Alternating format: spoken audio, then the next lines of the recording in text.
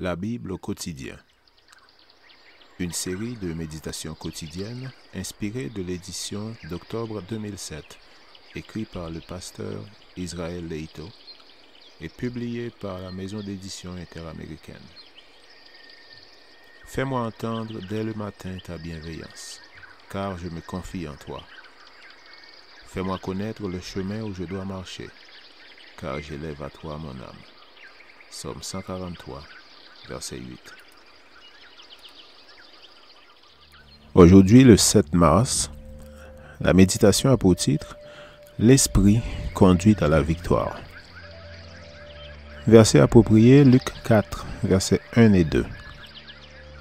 Jésus, rempli du Saint-Esprit, revint du Jourdain et il fut conduit par l'Esprit dans le désert, où il fut tenté par le diable pendant 40 jours.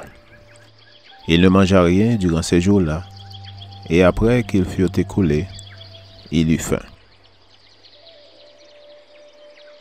Quand il est question de la confrontation entre le Christ et Satan au désert, il est rare que soit soulignée l'action du Saint-Esprit dans ce drame. La Bible indique clairement que l'Esprit conduisit Jésus dans le désert et le soutint. 40 jours plus tard, il fut tenté par le diable, d'après Matthieu 4, les versets 1 et 2.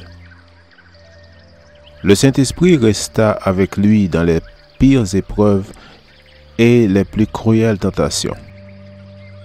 Le Christ pouvait compter sur sa présence pour le soutenir et le guider. Chacun des 4 évangélistes présente le récit différemment, mais ils soulignent tous le rôle du Saint-Esprit. Il ne faut donc pas s'étonner que Jésus ait eu la toute-puissance pour surmonter toutes les tentations du malin. Jésus, rempli du Saint-Esprit, revint du Jourdain et il fut conduit par l'Esprit dans le désert. Les paroles de Marc sont encore plus significatives. Il écrit « Aussitôt l'Esprit poussa Jésus dans le désert, où il passa 40 jours, tenté par Satan. Et il était avec les bêtes sauvages. » Marc 1, versets 12 et 13. Il ne mangea rien pendant ces jours-là.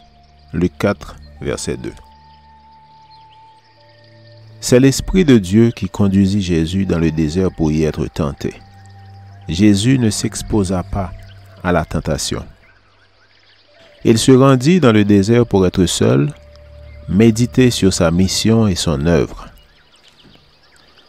Par le jeûne et la prière, il se fortifiait en vue du sentier maculé de sang qu'il allait parcourir. Satan, sachant que le Sauveur était dans le désert, il en profita pour l'attaquer.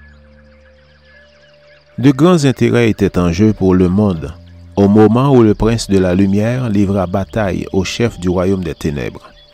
Après avoir induit l'homme en tentation, Satan revendiqua la propriété de la terre et se donna le titre de prince de ce monde.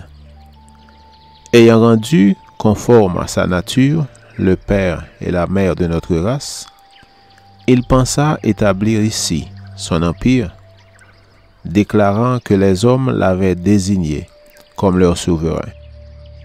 Par l'influence qu'il exerçait sur eux, il tenait le monde sous sa domination.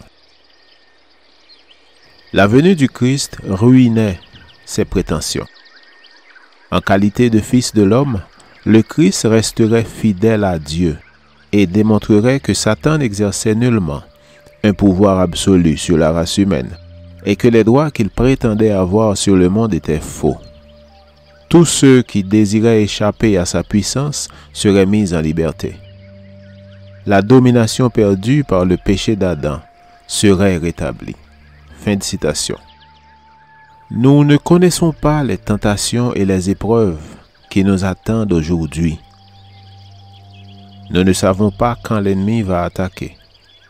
Mais nous pouvons être sûrs d'une chose. Le Saint-Esprit est prêt à intervenir et à nous soutenir à tout moment. Puissions-nous vivre aujourd'hui un jour de victoire. Amen.